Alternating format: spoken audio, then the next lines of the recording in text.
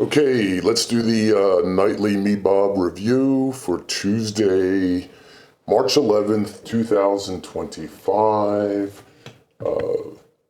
Hopefully y'all have watched the live trading video from this morning. I only recorded the first trade. So here's our New York Stock Exchange open. Here's our first 30 minutes news bar, which was the response to the JOLTS job openings this morning.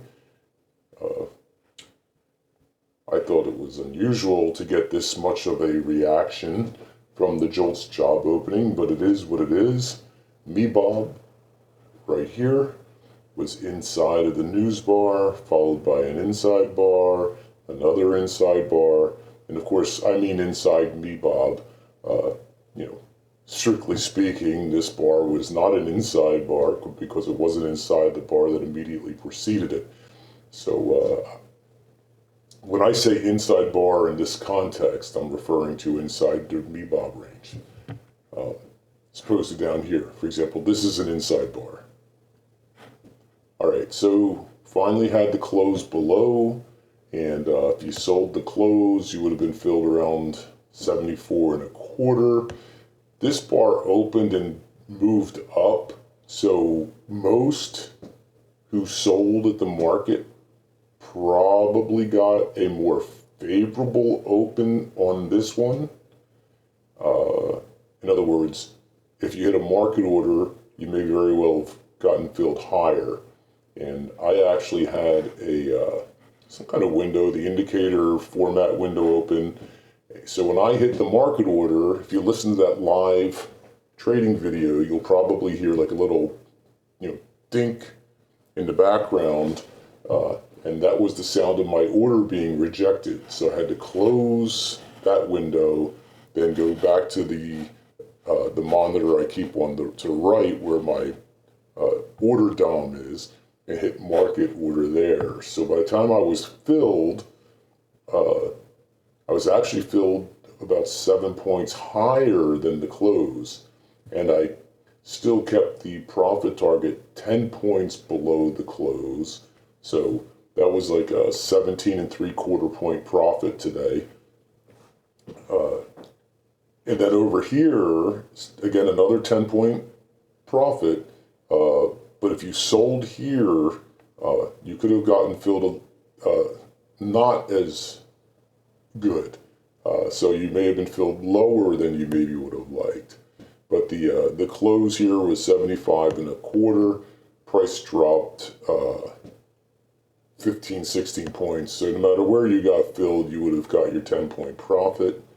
And then there was one additional MeBob trade later in the day. It was a long. Price rallied out of this low through the MeBob range, closed above, and this was a 10 point profit. If you got filled around 56.22, you would have made your 10 points here in this bar. It actually went 20 points, went more than 20 points. Then I have two things. This is sort of, really shouldn't be WTF. I wanted to make sure I mentioned it. This was the high, the MeBob range. Had a successful short trade here, rallied back, and I just thought it was interesting that, it ticked one tick above the high. I think it was one tick above the high. High was 1450 there. Yeah, one tick above the high, so almost a stop run on anyone who had gotten short in the MeBob range and put their stop loss one tick above. A couple things I mentioned today. When you see a doji like this, for example, here we had a doji with a red body near the high of the candle. That's a setup, and your profit target would be the low of the doji. Doesn't always get there, but it almost always gives you a short entry before we get a bar like this. Not, who knows what caused this kind of reaction. But we had another one like this. This is the opposite, where you have a red body.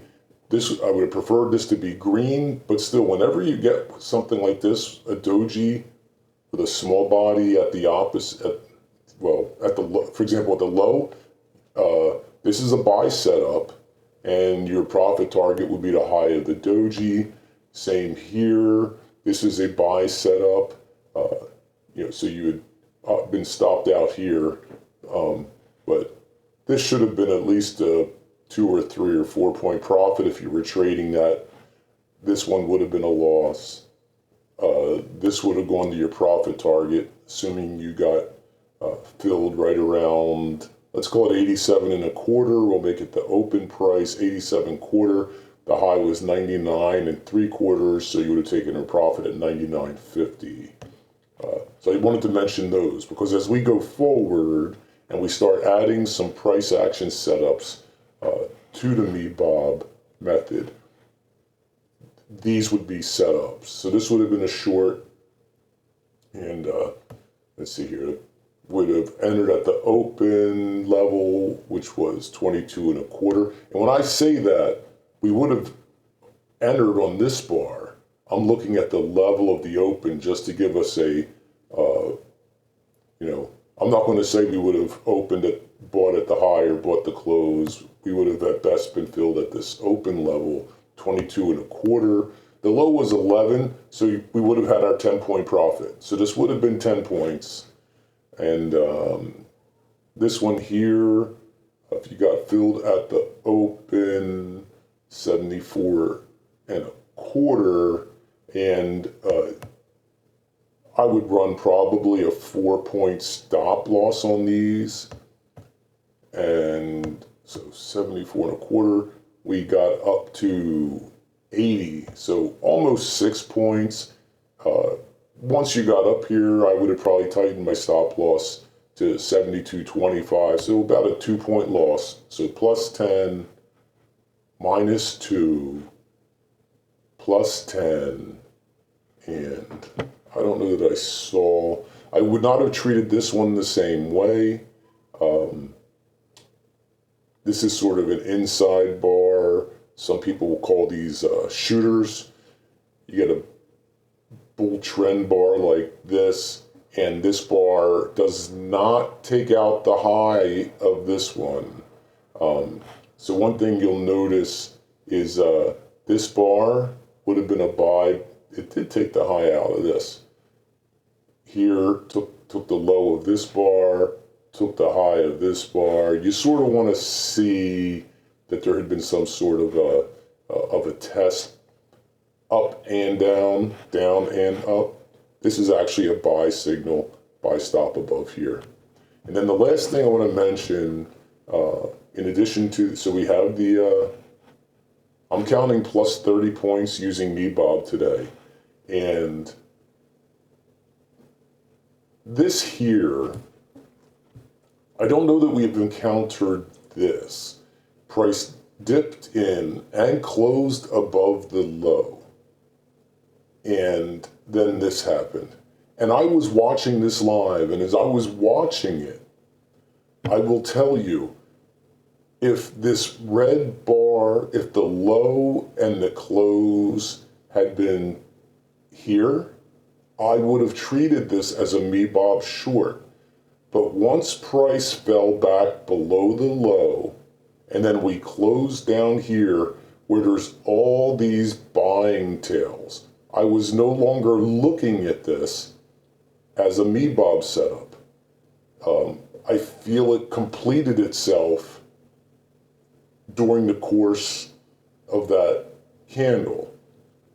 And I wanted to mention it because that's not entirely satisfactory an explanation, because I feel the need to be on the lookout for this type of price action and come up with some sort of rule so there's no question. Because typically, for MeBob, the first close below, for example, I'm going to sell at the market no matter how far it had fallen. This, on the other hand, is, I don't know how to explain it. Maybe you can, I'm hoping everyone can understand what I'm looking at here. Again, if this bar had closed here at 55.78 and a half, maybe even if it closed here at 55.75 and a quarter, I would have sold short with a market order when this candle opened. But since this candle, it retraced, did it retrace the entire? Yeah, look, I mean, it retraced this entire bar that closed back above the MeBob range low. This left no meat on the bone for a 10-point profit.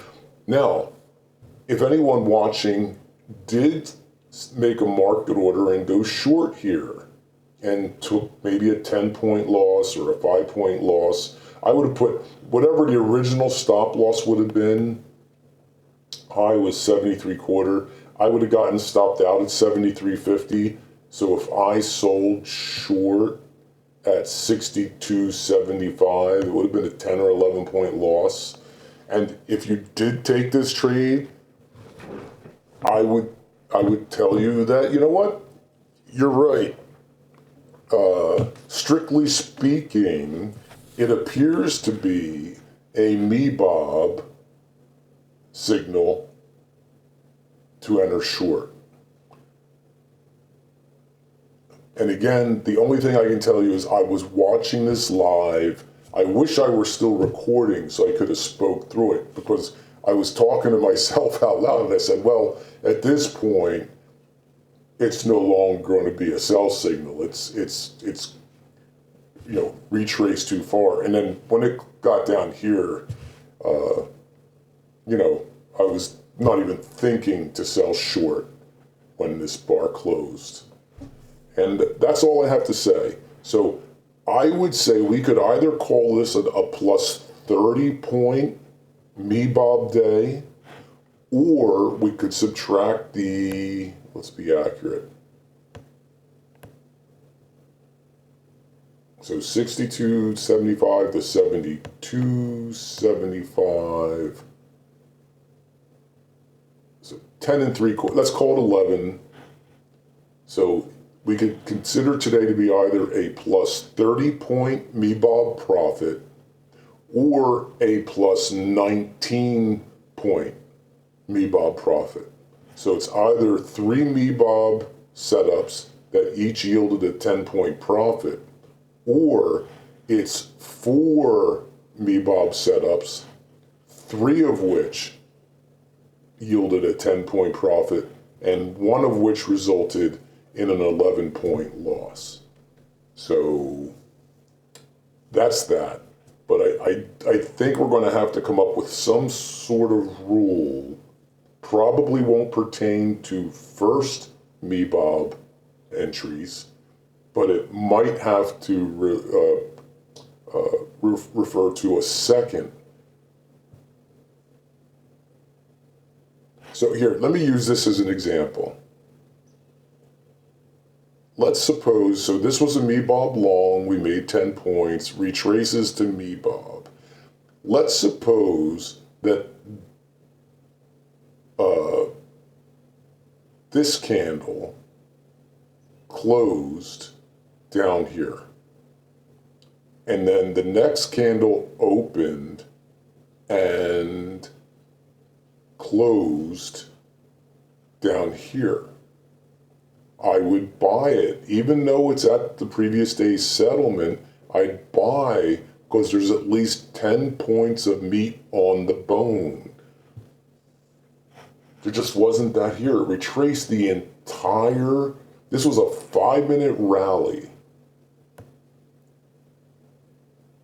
Almost 25-point rally that was immediately retraced in its entirety. And if it had been retraced, if it retraced down to here, I would be more likely to sell short.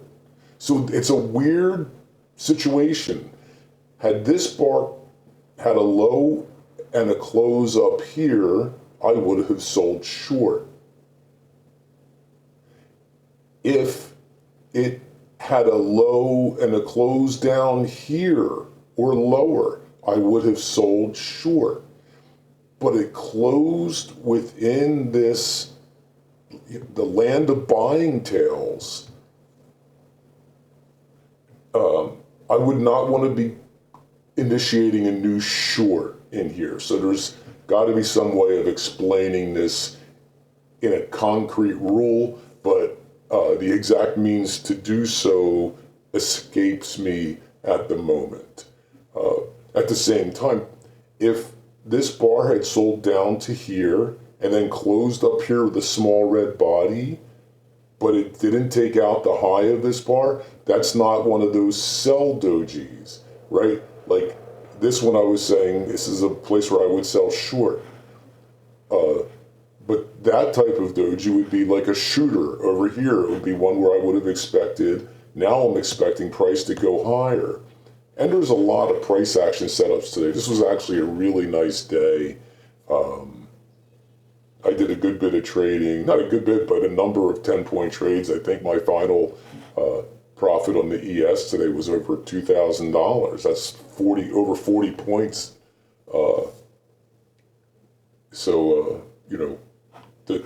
It was these two MeBobs, and I took this one, and I took this one. But there were others I could have taken, but I was really trying to focus on stuff in and above, basically in and at the MeBob. Anyhow, I'm going to stop the recording here. That's the review. Hey, I would love to hear your comments. You can leave them here at YouTube. Probably would be better if you made your comments at the thread at Forex Factory. I'm not in any way trying to build this channel as an alternative to Forex Factory. I love Forex Factory, and I'm using these videos because it's just, I think, easier for me to explain what I'm seeing, how I'm seeing it, what I'm doing, and why I'm doing it, than trying to post or annotate charts and post them in that way to the thread. So I appreciate your comments here. If you want, you can like the video or subscribe to the channel if you're into that sort of thing. But I'm really trying to, again, find people who are interested in exploring this method with me and participating in the thread at Forex Factory.